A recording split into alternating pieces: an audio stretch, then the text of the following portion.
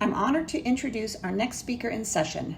Small but mighty is how one might describe the village of Hawthorn Woods, a Chicago suburb that is full of energy, excitement, and innovation. Hawthorn Woods is a highly desirable place to live, work, and play in a natural setting among trees, lakes, and parks. But it wasn't always that way. In this session, you'll learn from Pam Newton, Hawthorn Woods Chief Operating Officer, how municipal leaders and volunteers decided to embrace big and bold ideas, even when they were uncertain of the outcomes. The desire to push the envelope to make Hawthorn Woods more beautiful and vibrant has resulted in exciting progress. In today's session, we will learn some of the steps taken and how you can get others on board with your own bold initiatives while working with a post-pandemic budget. Welcome, Pam. It's great to have you with us today. Well, hello, everyone, and welcome to the session. We are a small but mighty community participating in America in Bloom Symposium. My name is Pam Newton. I'm the Chief Operating Officer of the Village of Hawthorn Woods, Illinois. So I'm coming to you to say hello from the Midwest in the state of Illinois. We're about 30 to 40 miles north of the city of Chicago, just short of the Wisconsin border. So we're in the northeastern part of the state. I wanted to join you today to share with you some of our experiences with America in Bloom, some of our successes and some lessons learned. You know, when we first started, we went to our very first symposium in Lexington, Kentucky. I come from a background of city management and environmental work. I was vice president of the Lake County Forest Preserve District here in Illinois before becoming the chief operating officer or village administrator, city manager in Hawthorn Woods. So I had an environmental background, but I had zero budget to participate in America in Bloom. So our first year, I wanted to share with you a really funny experience. We flew to Lexington, just two of us. That's all we could afford in our budget. And we were just so warmly welcomed by everybody at AIB. But we were taking in everything. We sat at the table with Calabasas, California. Love you guys, shout out to Calabasas. But every one of those people were beautiful and had some amazing stories about the celebrities that they might see in their town and running into the Kardashians, or at that time, you know, Newsbreak, they're not together now, but J-Lo and A-Rod, they would be jogging in the community. And we sat there thinking, wow, are we in the right place? Because, you know, all we could boast was we had matching sweaters. You know, it was like, that was about our contribution our first year. But what we learned, our lesson learned from our first experience going to a national symposium was that this was not a competition among the communities. It really was a competition among ourselves. So the very first lesson learned was that we stopped comparing ourselves to other communities, because I think, you know, our biggest celebrity is, you know, are a bunch of sandhill cranes that keep coming back annually. So that, you know, so we really couldn't compare head to head. But what we learned is how welcomed we were, and that what each one of us has in our communities, whether it's a small community, a mid-size, or even a large city, is that we all have something special to share. So that's my first lesson that I wanted to share with you all, is that we don't compare ourselves to each other, large or small cities, or even those of us in maybe a large city category, but we are comparing ourselves about how well we did the year before and what we may be able to do to escalate or raise our level of excellence. So in terms of my background, I have a Master of Science degree in organizational leadership. So I love the study of people and leaders, followers, and situational changes. It's fun for me to meet with all of you and see what type of leadership you're providing in your community that just makes us a more livable, more beautiful village, city, or town, regardless of where you live. So my first lesson learned was that we all have something special about us. We all have something special to contribute. And while we didn't have any celebrities that were living in our town, I met with Logan, Ohio. Shout out to you guys. Love you guys in Logan, Ohio. The beautiful scenic nature that you all have to share is something that we don't have. So what we learned is that you have ideas, really cool initiatives, beautiful scenery to showcase. And although we don't have the same scenery, we soon learned how you were able to attract people to your downtown or bring tourists in, especially in your area. We have a lot of tourist communities participating in AIB. So our lesson learned, our very first conference, was that we didn't have to have the same thing that every other community might boast in order to participate. And the competition was really a self-accreditation. It was more of an exposition what we could do to improve our own community with the resources and the scenery and the landscape, and quite frankly, the finances that we have, or in the case of our first year, didn't have. So I want to share with you a little bit about how we decided to get involved and how we really had very few resources to do much. Our very first conference, like I told you, was in Lexington. We bought 1,000 bulbs at the silent auction. We thought we were so over the top, like we are on our way. we bought 1,000 bulbs.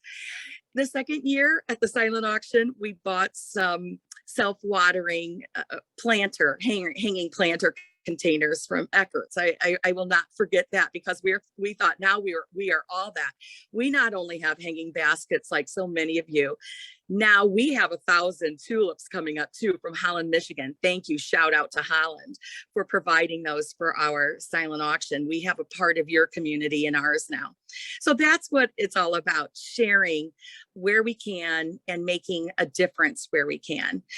I want to share with you our first summer after participating in Lexington. We decided we needed to do some fundraising, form our group Hawthorn Woods in Bloom, and let's get to it, because we didn't have a very large budget. In fact, the truth is we had $0 in the budget at all.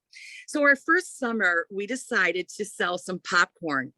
Total failure. We ate most of it.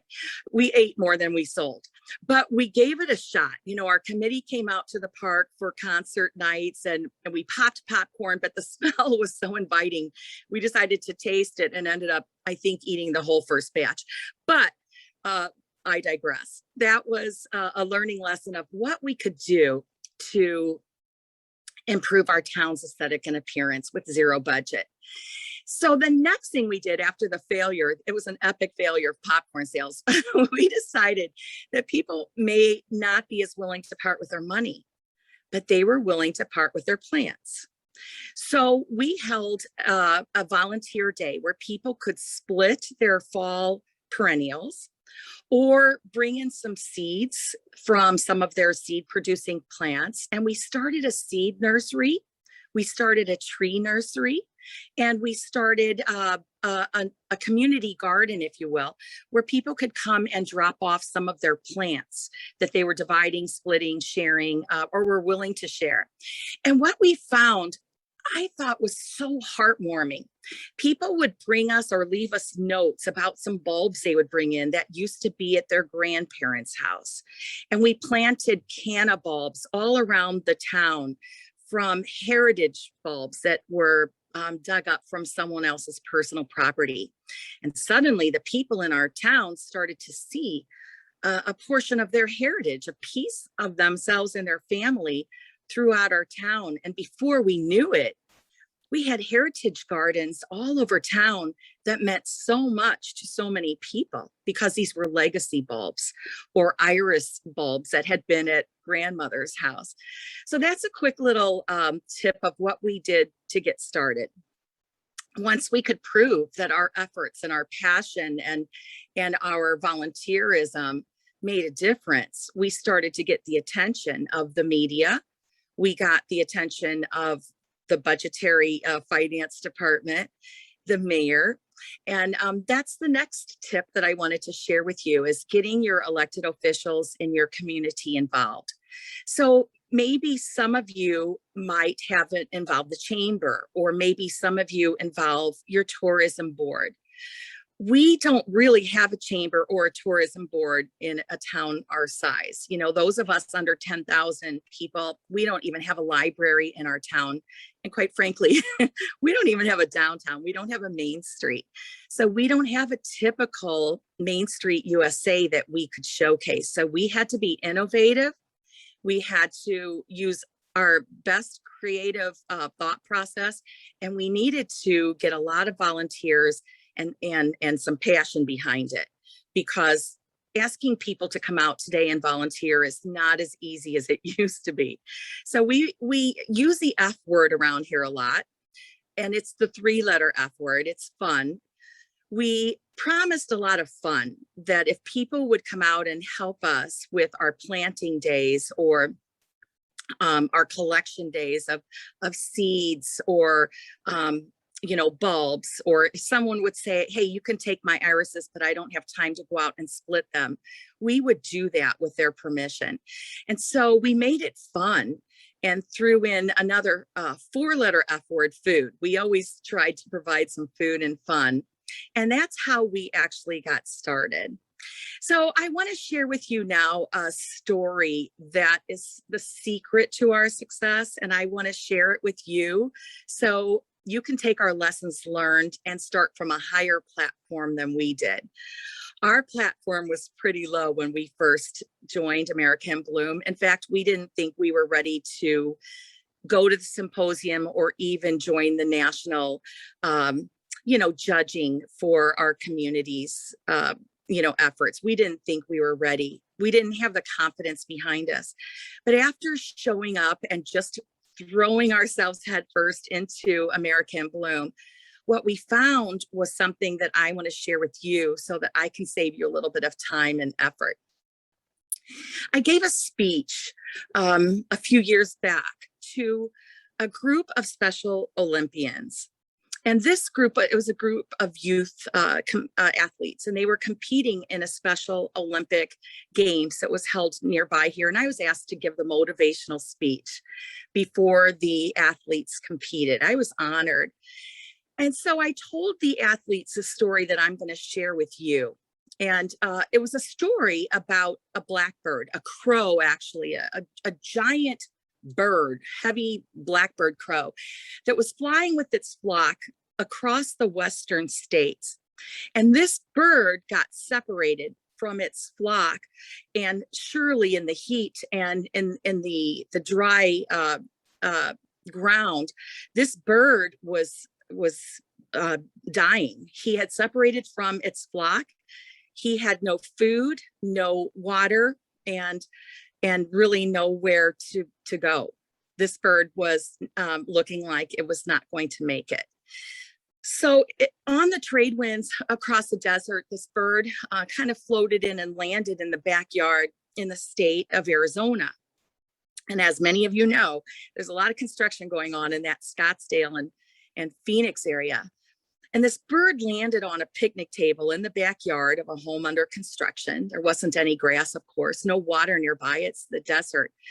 But in this backyard of this new construction home, there was this picnic table and some golf clubs sitting around. And on the picnic table was a glass of water. So someone obviously had been in the backyard doing a little pitch and putt. And this bird saw the water, and with its last bit of energy, completely fatigued, was able to flap its wings enough to balance on the edge of the water and try with its little beak to reach the water level, but it couldn't. These large talons, it couldn't reach the water level. So close yet so far.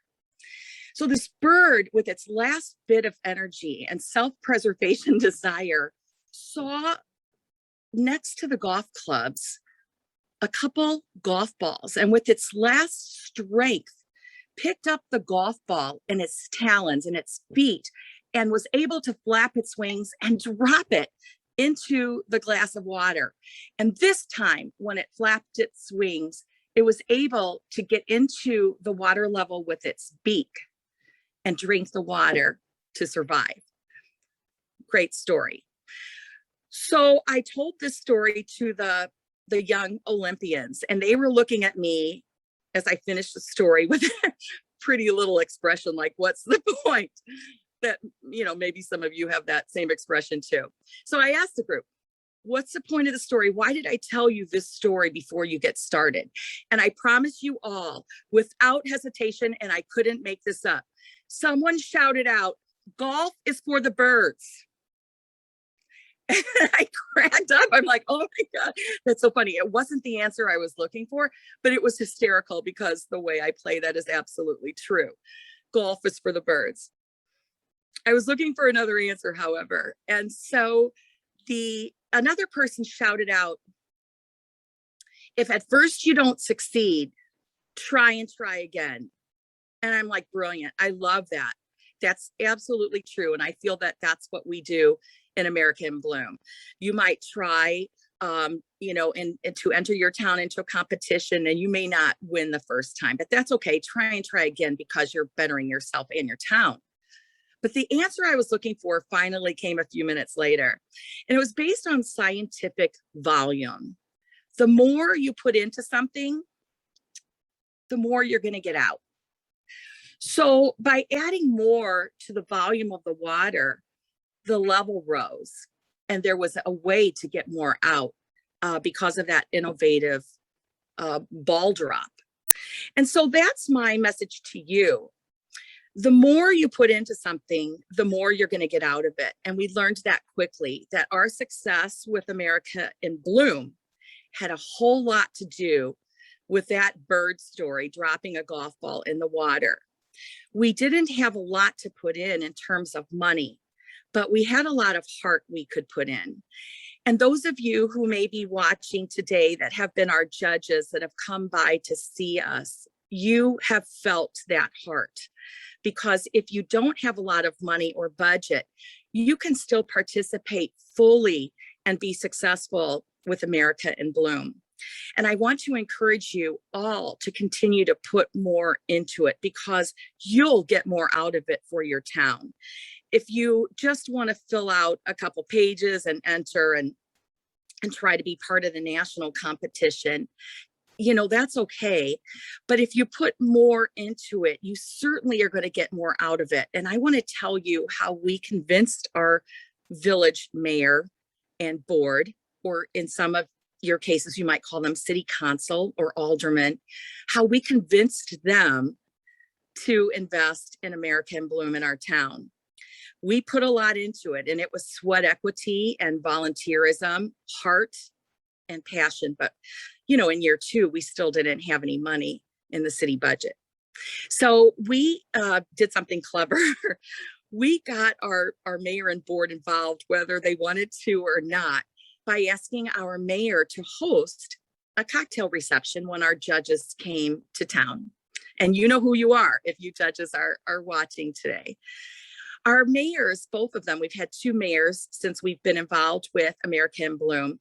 Our mayors decided that they would host a reception at their house, and automatically they became engaged and involved in our project called America in Bloom. It was intangible. People couldn't put a handle on it. They couldn't hold it. So they didn't know what it was we were asking them to invest in. But once they saw our efforts and levels rise, just like that water level would rise, they could see with their own eyes what was happening in our town, and so could everybody else.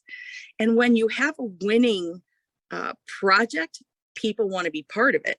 They want to be part of that excitement. As that train rolls out, they want to jump on because it's fun and exciting to get a seat. So one of the fun things we did, and I share this with you because we won a lot of awards recently for an entrepreneurial small business approach program to redesigning government, not as usual. We have a nickname here in Hawthorn Woods. We're called the Women of the Woods, only because so many of us who lead this community are female, and it is an anomaly to have a female police chief, a female village engineer, a female director of public works, a female city manager, a female assistant city manager, and a female community development director. It's unusual. but we proudly carry that name, Women of the Woods, because we are proud of that. We now have a couple other male members of our executive leadership team, and we, of course, welcome that gender diversity. But at the time, we didn't have enough money to hire a full group of leaders, and so we did it passionately. We did it on the weekends. We did it at night, investing in our community to make it even better. We caught notice. We caught notice that our community was starting to spruce up and look better, more than just picking up paper along a highway, but literally planting and bringing color and blooms to a community that really hadn't invested that way before.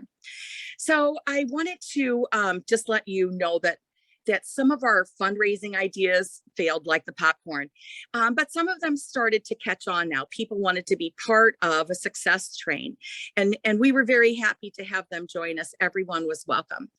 We learned a lot from our judges, and that's my next point that I wanted to share with you.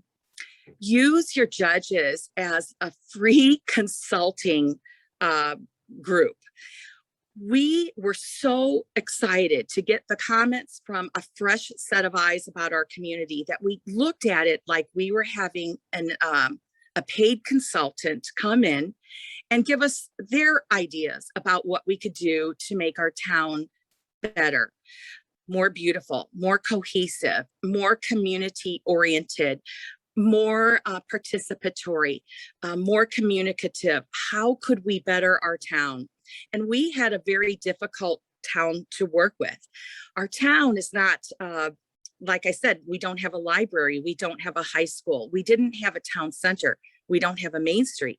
We're an environmental community about 40 miles north of Chicago, filled with woods, wetlands, prairies, one home per acre. It's a beautiful community in which to live, but we didn't have a lot of the resources that many of you have in your town, like a town center or a fountain.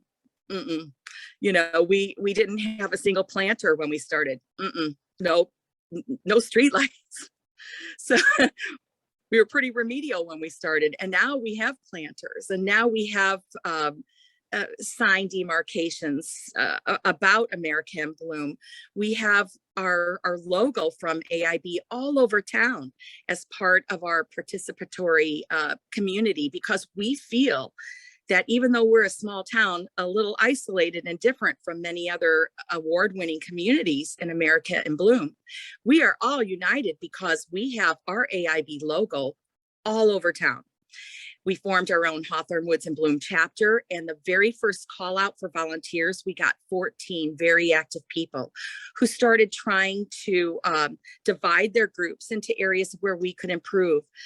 Representing our cultural heritage, we put out a call and got free donated farm implements from the region, which are on display as sculptures and monuments in our town. We had people who did the plants and landscape group. We had people now dedicated to fundraising, and they wouldn't let me come and eat popcorn, so I'm kind of banned for life from the fundraising group, but I take that, you know, with pride. And so we started dividing our assets and our volunteers into these groups. And before you know it, we started having philanthropists call and say, how can we help? How can we get involved? How would you like some of our trees? We had nurseries saying, we would like to be part of this national America in Bloom movement. And we're like, yay. And part of our success then became reaching out to other communities to ask if they want to get involved too. Because if we kept this as a secret in our town, we weren't really creating a big change for the total area or for the environment, let's say, doesn't have a boundary between our municipality and the next. So if we wanted these environmental efforts to continue forward, we needed to invite our surrounding towns to participate too. So you are starting to hear, I think, a little bit of the snowball effect from a single investment of coming to Lexington, Kentucky, wearing matching sweaters and having zero budget. We did pay for that flight ourselves, to now being a community where we are leading the way for our surrounding towns who are much bigger than we are. We're small but mighty. They're large but complacent. So we started to get and share the movement with our surrounding community. So now what we have created is not just one little community that loves American Bloom, but we've created a region of interest, and people call us and want to know what we're doing. So I want to share with you a little bit about what we've done. This year, we won the Governor's Hometown Award for being the community in Illinois with the most environmental achievements. Right up our alley with American Bloom. We compete in that category almost annually. We're so honored because we've never received a Governor's Hometown Award, and we would not have received that recognition in this state if it hadn't been for our participation with American Bloom. So what I've done, and I want you all to take advantage of my attachments. I've provided for you several of our documents that should save you a lot of time, a lot of money. If you had to pay a consultant, I can promise you, you would be in the tens of thousands of dollars of the consulting efforts and lessons learned and actually materials gained from being in American Bloom. We have reaped by the tens of thousands of dollars in value for what America and Bloom has given to us. Yes, we put a lot of heart and energy and passion into it, and what we've gotten out of it is immeasurable. So for the first time ever, and this will be on your download attachments through the conference here, we created a booklet of our environmental initiatives in Hawthorn Woods, and we tell people, this was our very first rendition, so we just did it in-house. Well, what, maybe a ream of paper worth of expenses that you can all do too, and create a booklet about your environmental initiatives in your hometown. This particular effort I want to share with you also because it was a suggestion from one of our very first judges. And this is a walking brochure of native plants, and it's a native plant tour of one of our natural areas, one of our parks. And what we did is we put a picture of what you will see within the park and a description of what that plant is when it blooms, and some other interesting facts for all of your horticultural friends out there. So some people may be interested in native plants, some may be interested in birding. We have it all in our environmental packets. Another thing I wanted to share with you, and these are all very low cost or no cost ideas that you can do in your town and take these cool ideas back home with you, is that we did a very strong initiative about protecting the night sky in Hawthorn Woods, and why we think a dark sky is an environmental asset that we often overlook. We talk about clean water, we talk about clean air. Nobody talks about light pollution, and light pollution can absolutely destroy your wildlife who need the night sky to navigate their migratory habitat. Since we started our IDS, International Dark Sky Association membership, we've won so many awards for our efforts to help the monarch butterfly migrate to Mexico. We're on the flyway zone, and how to protect your night sky is an asset for environmental achievements. I've also listed for you a lot of ideas that it cost us nothing except the staff person who worked on this for a year. And we are absolutely just giving you these ideas so that you can take them and implement them, because our job here in AIB is to share and help and support each other. So we decided that we wanted to do a business environmental award program. And so we just started knocking on doors. We have a green business guide of how people in our town can use their businesses to also promote AIB. So it's not just residential, it's not just city, it's not just an agency or a foundation or a chamber or a tourism board, but our businesses participate in AIB too, through the Green Seal of Hawthorn Woods. This is an application to be a green business, and they get our logo and your logo too. Finally, I have attached something that took us years to do, but I want to share it with you. And this is our, in fact, application to American Bloom for our environmental efforts, where we did win the national championship. I want you all to see what we were able to do at absolutely low cost. So it's not how much money you have, it's really how much heart and volunteerism and passion you have. If we can do it, you can do it. Remember, we ate all of our profits the first year in popcorn, so you can do it.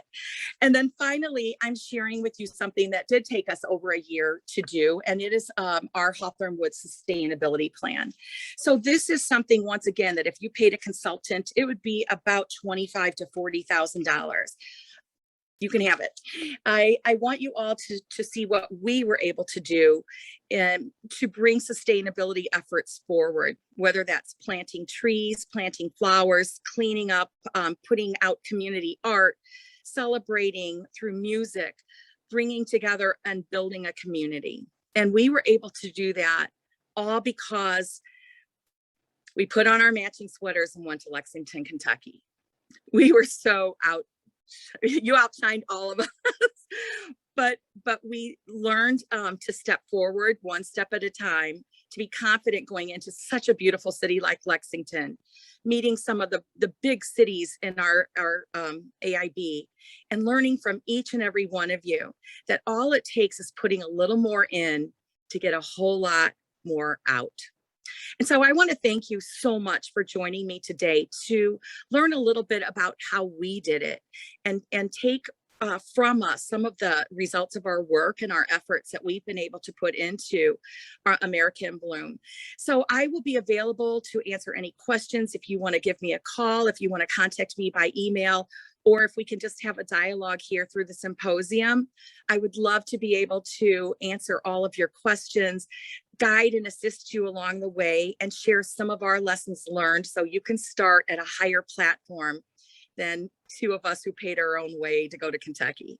So with that, I want to thank you so much for spending your time with me today so that we could share just a little bit more. And I look forward to seeing you all when we can safely return back and have actual conversation and dialogue face to face. I hope you all have a great rest of the symposium. I will be joining in for the entire event. So thank you so much for joining me, and please reach out if I can help or assist you in any way, because if we can do it, you can do it. Thanks so much.